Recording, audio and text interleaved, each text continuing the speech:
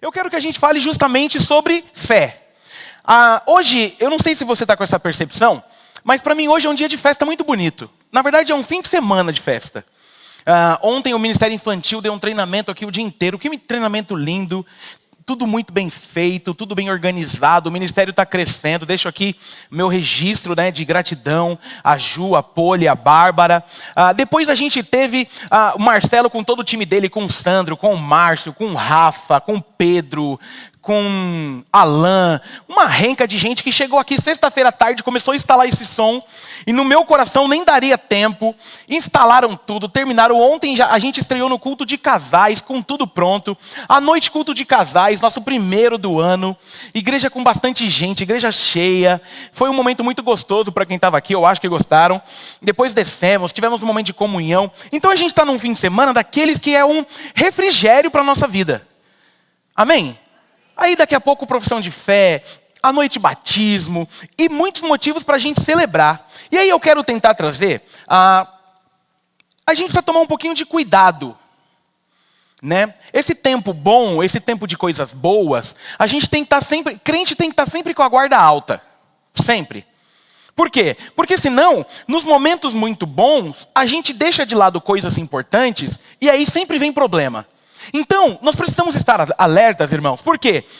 Porque a Bíblia nos incentiva que aquele que está em pé, cuidado para que não caia. Então, estamos felizes, estamos contentes, mas vamos lutar para que a nossa fé continue ancorada em Jesus. Amém, igreja? Amparada em Jesus. De quebra, nem contei, voltou a EBD. É muita coisa acontecendo na nossa vida. E aí, o que eu quero tentar trazer para a gente hoje é sobre essa questão de o que a nossa fé tem gerado. Porque veja, hoje o que a gente vai ter aqui chama-se profissão de fé. Nós ouviremos o que pessoas creem, que é uma forma da gente entender que elas estão prontas para quê? Para o batismo. O que a gente tem feito com a nossa fé? Hebreus 11, 1 é o texto mais famoso da fé, e não precisa abrir nele ainda, porque não é ele que eu vou usar. Mas ele é um texto famoso que diz, ora, a fé é a certeza daquilo que esperamos e a prova das coisas que não vemos. Ou seja, fé está para além do que aquilo que o olho pode ver. E vamos ser sinceros entre nós. Só sendo crente, só sendo cristão para entender a fé que a gente tem. Quando alguém fala assim, crente é tudo louco, eu entendo. Eu entendo. Porque o que a gente vive não é normal. É normal? Não é normal. Ontem eu usei um texto aqui de Gênesis capítulo 2. E deixei bem claro para a igreja que eu acredito em Gênesis ipsis liter. Em tudo. Do jeito que está lá, do jeito que está lá. Porque tem a ver com a fé. A gente tem certeza de coisa que a gente não vê. Quer ver uma coisa que baseia a nossa fé? A nossa grande esperança está pautada na volta de Jesus. Sim ou não? Mas você tem certeza que ele vem? Tem certeza que ele vem? Me prova. Está na Bíblia, está na fé. Aí para o mundo a gente é tudo doido. A gente é doido. Mas o mais legal dessa questão da fé, eu não sei se você tem essas aspirações assim, que tudo que a Bíblia está dizendo lá de 1000 anos está acontecendo, né? E aí a gente vai ficando meio corajoso. Não é? Qualquer evidência nova que fala assim, está na Bíblia, a gente fala assim, eu avisei. Só não vê quem não quer. Mas tem a ver com fé. É por isso que eu sempre luto em não queira exigir de quem não tem fé o que ele não pode dar. Não queira exigir vida com Deus de quem não conhece. Como que eu vou exigir que o mundo seja cristão? Porque tem a ver com fé. Porque se não fosse pela fé, nem eu seria. Eu já falei, antes de me converter, eu odiava crente. Odiava crente. Para mim, crente era tudo chato, insuportável. E tem uns legais. E olha que interessante. Por que eu odiava crente? Porque eu achava que todo crente era testemunha de Jeová.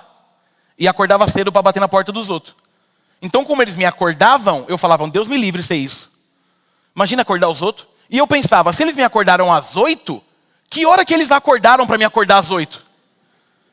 4, eu falei, ser crente é chato. Mas percebe, tudo isso permeia aquilo que nós acreditamos. Então, se você puder, abra sua Bíblia em 1 de João, não no Evangelho. Primeira epístola de João.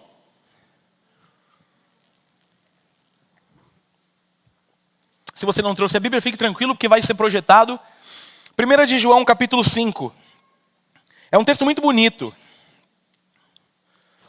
Mas a gente vai, de uma forma reduzida, depois a gente pode até fazer completo essa pregação, ler apenas o 1 e o 2. 1 de João 5, 1 e 2, e a gente está com a versão NVI, a minha versão diz assim: todo aquele que crê que Jesus é o Cristo,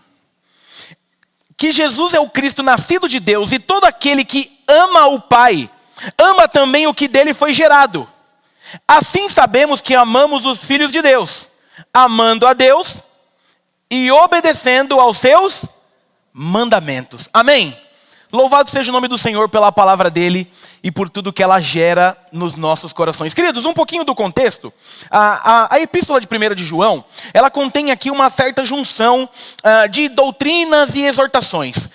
Nesse livro, ele fala sobre a eterna divindade de Cristo e ao mesmo tempo de uma graça incomparável que ele trouxe consigo quando ele se manifestou no mundo. Quando ele chegou aqui. Então a epístola de João, ela traz geralmente as bênçãos que Jesus trouxe, e de uma forma muito especial, a inestimável graça da divina adoção que recebemos. Ele vai pautar sobre a importância de você entender que nós fomos adotados. Nós fomos encontrados. Ou como disse cadê a irmã? Eu fui salva recentemente.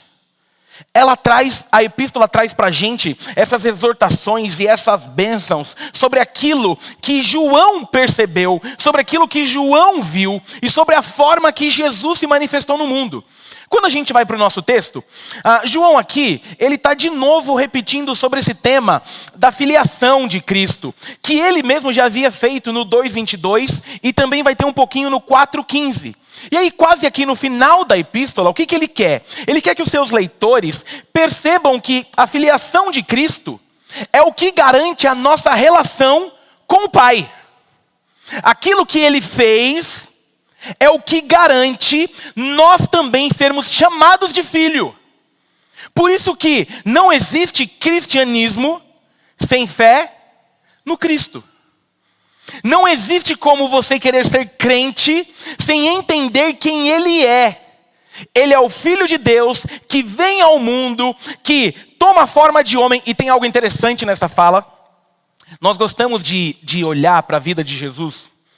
E geralmente a gente fala assim, não, Jesus sofreu grandes problemas, né? Jesus sofreu humilhação. Só que a gente sempre pauta a humilhação no ambiente da perseguição, no ambiente da cruz. Mas a grande humilhação já começa com um Deus perfeito que toma forma de homem.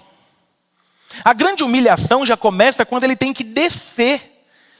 Mas aí é que é o sobrenatural do cristianismo. Nós temos uma fé que olha para todos os deuses que tem por aí, mas o nosso, e aqui não é uma questão de, tal, é uma evidência do que eu creio. Ele tem um amor tão grande por nós, que ele vem em forma de homem, para nos mostrar o caminho a ser seguido, e existia sobre ele o que era necessário para que nós voltássemos ao Pai. É muito lindo. Um Deus que se esvazia, um Deus que vive o que o grego chama de kenosis. Ele tira toda a sua divindade e toma forma de homem.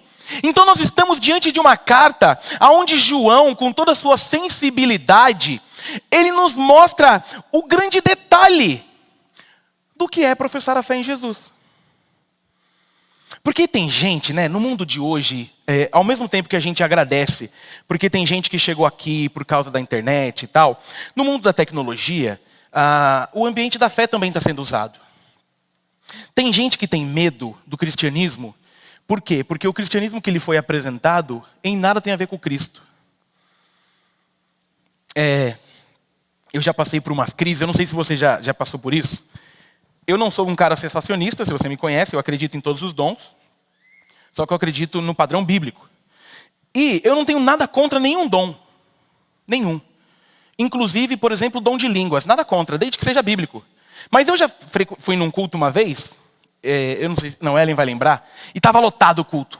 E a ênfase era molecada, era juventude. E aquele cultão, sabe aquele cultão que você fala, vixe, Se abrir o céu, se o cara tá com a trombeta, eu ajoelho. Tipo, chegou a hora. E aí a pessoa se empolgou, que estava cantando, e falou assim: e a partir de agora, nós reconheceremos os filhos. Eu fiz, uou, chegou a hora. E tal, e ela gerou aquele frenesi. Enquanto ela falava, o baterista, e o cara, eu falei, vai começar. Eu falei, o que a gente vai fazer? Ela falou, porque todos os que são filhos agora, orem em línguas. Aí eu,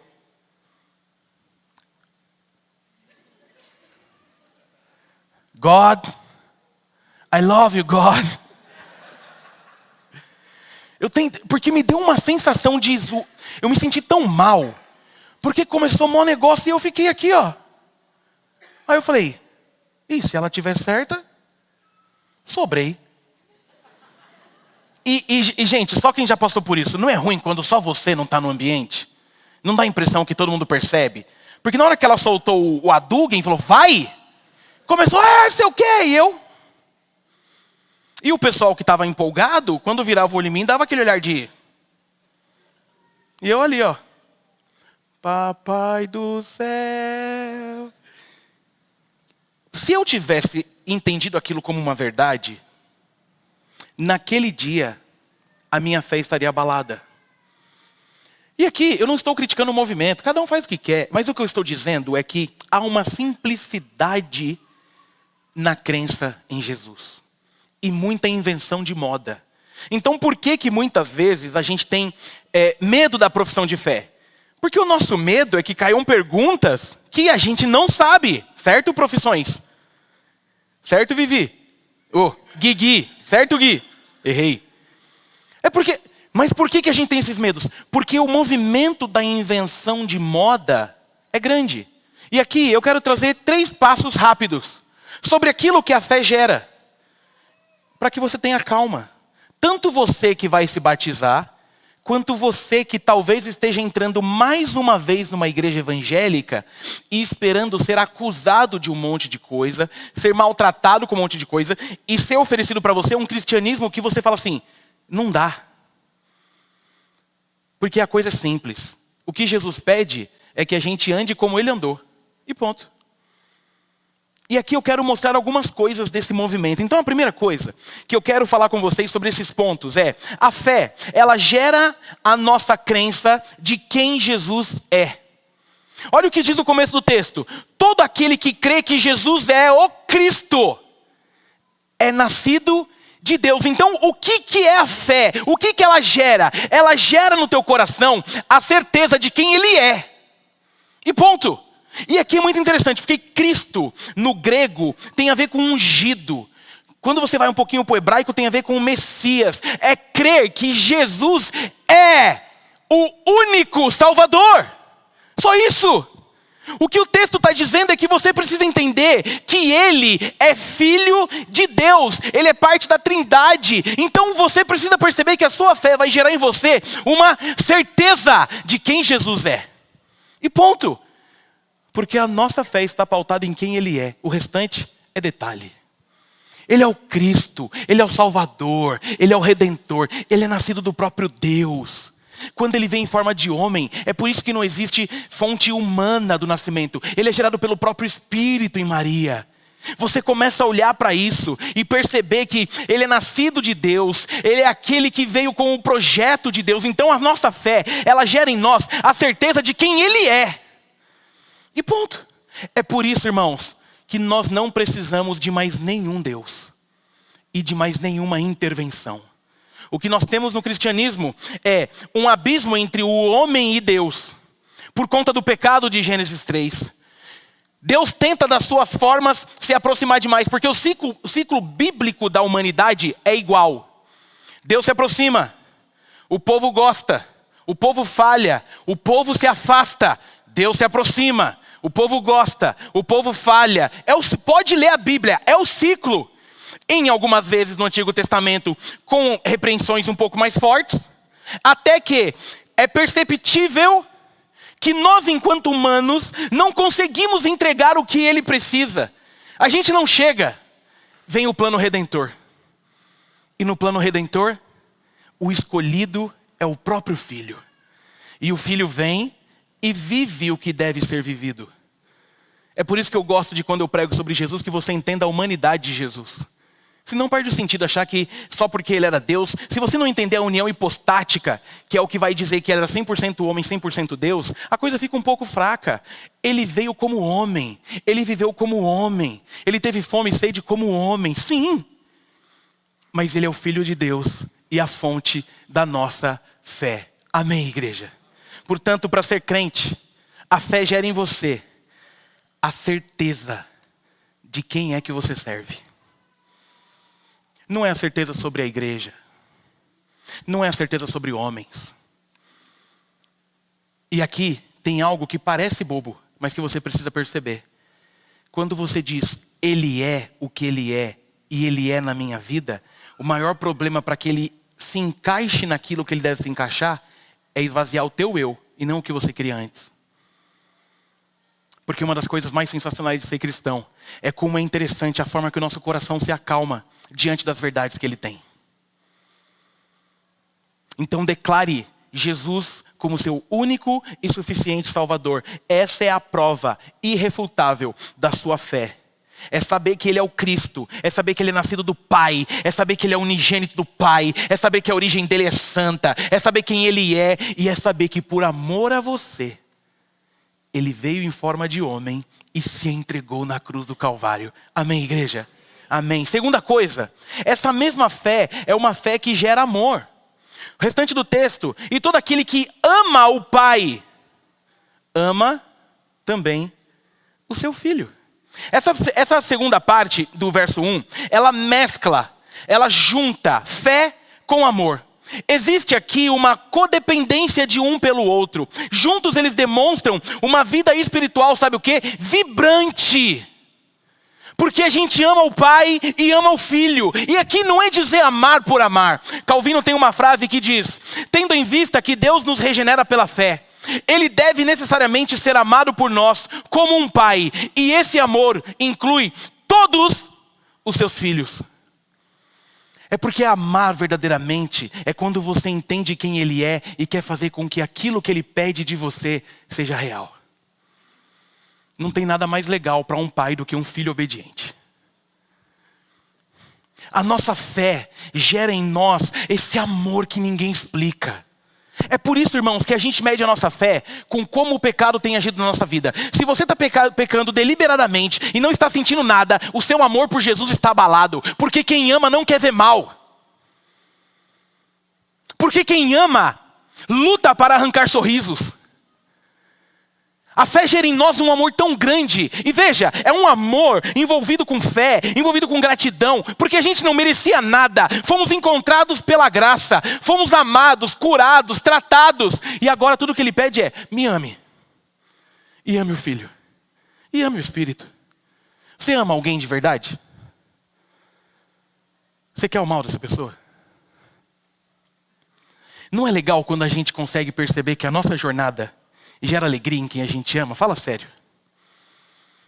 O que o texto está pedindo é que a gente ame ao Pai, é que a gente ame ao Filho, é que a gente perceba que fé e amor não podem andar separados, porque no cristianismo, a fé no Pai e o amor para com Ele e com os seus filhos estão totalmente ligados. É por isso que o resultado de alguém que ama o Pai e que ama o Filho é um resultado daquele que quer amar os filhos. Por isso que eu não entendo crente arrogante. Por isso que eu não entendo crente insuportável. Não entendo. Por isso que eu não entendo crente que se acha. Porque nessa junção de filhos a gente está tudo junto. É como se estivesse acabando lá fora. É como se lá fora tivesse todo mundo morrendo, todo mundo triste. E de repente você foi encontrado por um pai e trazido aqui para um lugar onde você é cuidado e amado. E tem um monte de gente que foi resgatado igual a você. E esse amor que vem da fé faz com que a gente consiga abraçar todo mundo. Porque tem uma frase que eu amo: quem chama Deus de pai não escolhe quem é o irmão. Vem todo mundo. Porque a gente vai amar no amor do Pai. Ai, mas se eu te contar a história dele, não, conte a sua. A dele eu não quero saber. Porque esse amor que Ele dá, é muito interessante como a gente é crente, né? quando a gente encontra outro crente, não sei se você percebe isso, parece que a gente se conhece de infância. Não é assim? Pô, você também é crente? Pô, que legal, que igreja tal. Ainda mais se for alguém que a gente conhece, que tem um link. Do nada, quem passa fala assim, que legal, vocês se conhecem desde quando? Não, agora mesmo. Porque tem algo, é como se quando a gente é crente e o outro também é crente, é como se uma ponte se juntasse nos corações. E a partir dali já rola uma amizade. Eu acho incrível uma coisa, todo lugar que eu estou indo visitar, o Tiago, acho que ele deve ter descido. O Tiago está aqui? Cadê o Tiago? Desceu, por causa do infantil. Todo lugar que eu vou visitar, o Tiago já dormiu. E eu estava me achando um malandrão por ir jantar na casa dos irmãos. O Tiago já dormiu. Eu chego lá para comer e falo assim, o Tiago dormiu aqui domingo. Eu falo, que bonito, cara. Aí vai na casa de não sei quem. Não, o Tiago e a Gita dormiram aqui sexta passada. Eu tô aqui há 3 meses, o Tiago tá 2. Só crente entende isso, cara. Qual é a doideira de você pôr um casal para dormir na sua casa sem conhecer? É porque o amor que nos une é muito maior do que qualquer coisa humana. Tem gente que chega na vida que a gente fala assim, que legal, não é assim? Né? Alan e Natasha, vou usar o exemplo aqui, acho que é porque a idade bate. Eu já jantei esse ano mais na casa dele do que na minha. Irmãos, o Alan faz uma comida japonesa maravilhosa. Ele é o rei do hot roll. Mas não pede para fazer para você não, porque quanto mais gente pede, mais no final da fila eu fico. Ou se pedir, fala, leva o pastor para a gente conversar. A gente não se conhecia. Tem gente que deve pensar assim, tá bom que o pastor não conhecia o Alan. Conhecia, Alan? Nunca vi.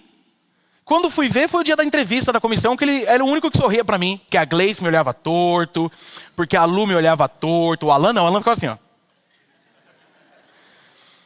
Não é à toa que quando foram descobrir a minha vida na PIB Mogi, o meu pastor falou assim para mim, rapaz, tem um rapaz que eu tenho certeza que vai votar em você. Porque ele ri, ele só fica assim. Alan. Mas eu descobri o porquê. Porque além de crente, nascemos dia 6 de maio, tem algo. Mas esse amor é só cristão que vive. A gente precisa entender que o padrão da nossa fé, perceba, eu vou insistir muito, é por isso que o cristianismo, o fim do cristianismo não é o crente, é o reino. Por isso que o fim do cristianismo não é simplesmente, ok, você foi encontrado e amado, mas o fim não é em você. É como se Deus te convidasse e falasse assim, agora ame. É como se Deus olhasse para você e falasse assim, agora represente-me. E aí a gente vai percebendo que o amor ao pai, o amor ao filho, faz com que desague sobre os filhos, e é por isso que a gente é diferente do mundo. Porque é legal a gente se cuidar. Legal. A Lu acabou de ir ali, vou caguetar. Foi viajar de férias para Minas. O que eu pedi domingo passado para uma irmã que estava aqui? Doce de leite. Ela nem sabia e trouxe. Falei para você que Deus tem um negócio comigo com comida? Se eu tô com vontade, Ele manda. Sério, Deus, Ele sabe que eu sou o gordinho essência, raiz. Eu falo alguma coisa com ela em que eu tô com vontade. A última vez tinha sido, eu falei, nossa, que vontade de comer um mocotó. Fui na casa da Heleninha, qual que era a janta? Mocotó, lasanha, torresmo, carne, farofa, frango, arroz, bife, churrasco, tinha tudo. É que na casa da Heleninha dificilmente Deus não faz a sua vontade, porque tem tudo. Cuidado. Meu irmão, se for para ser odiado e maltratado, o mundo já faz bem.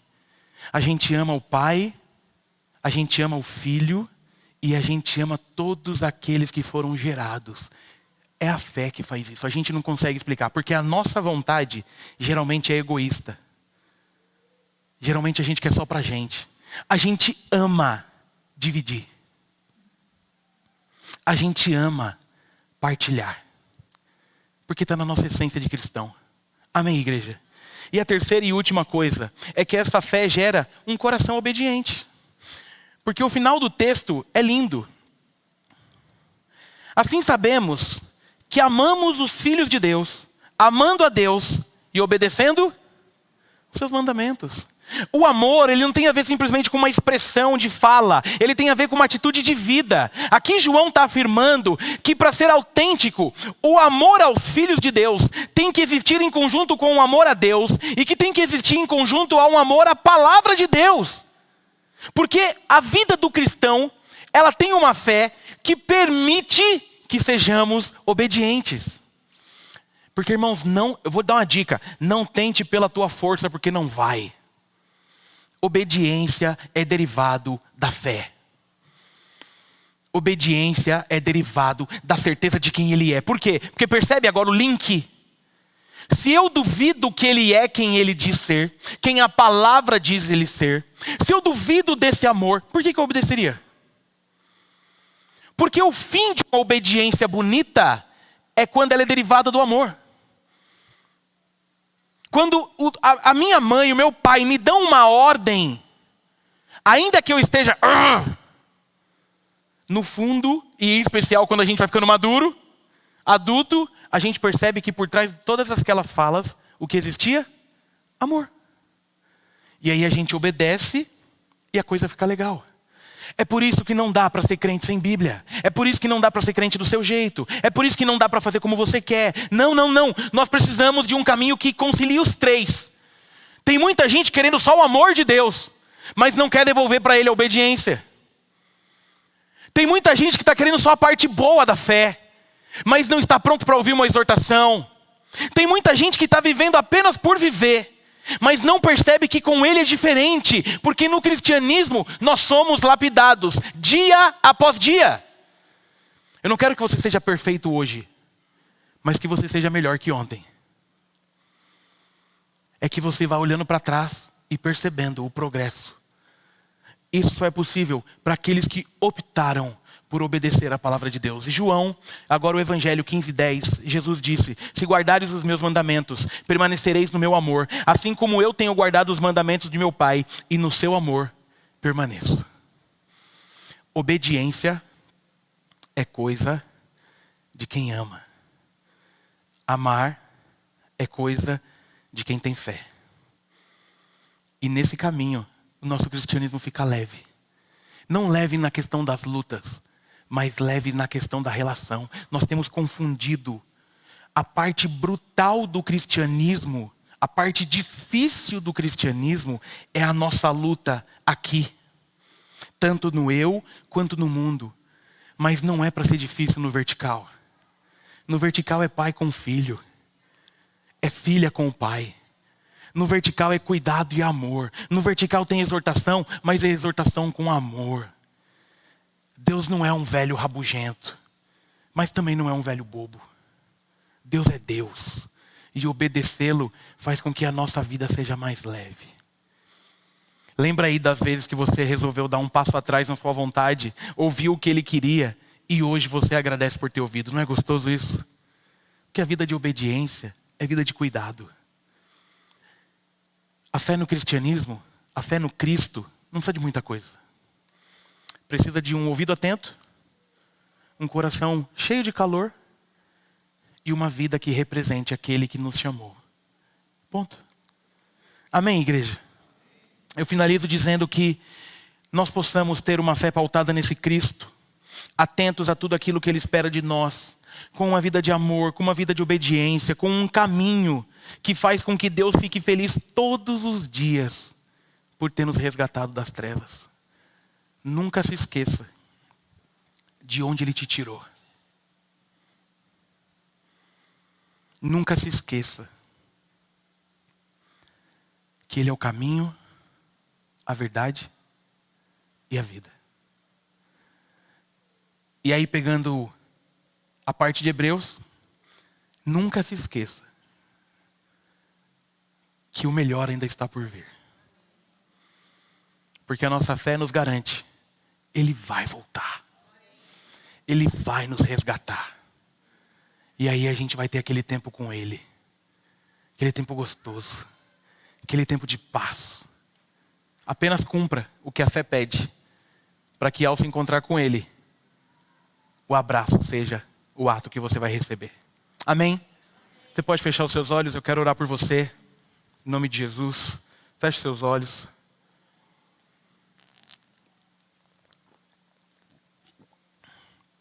Enquanto você está com seus olhos fechados, eu queria que você apenas pensasse um pouquinho sobre isso, coisa rápida. Sobre onde a sua fé está pautada.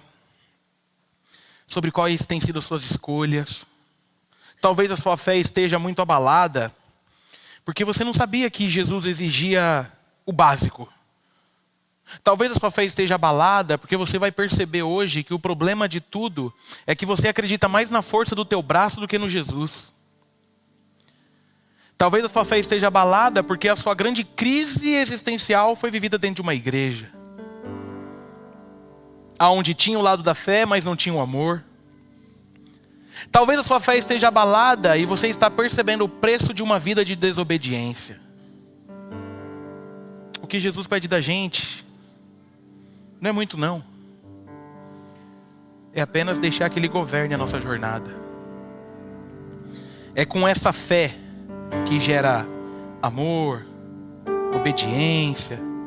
É com essa fé que mostra quem Ele é, que faz com que os nossos casamentos sejam felizes, com que os nossos filhos sejam felizes, com que nossos pais sejam felizes. Porque Ele é o ponto de partida de tudo. Não é sobre o que você tem de posse, é sobre quem você tem por perto. Nossa fé muitas vezes abala, porque a nossa baixa compreensão faz a gente trilhar por caminhos duvidosos. Minha oração por você nessa manhã,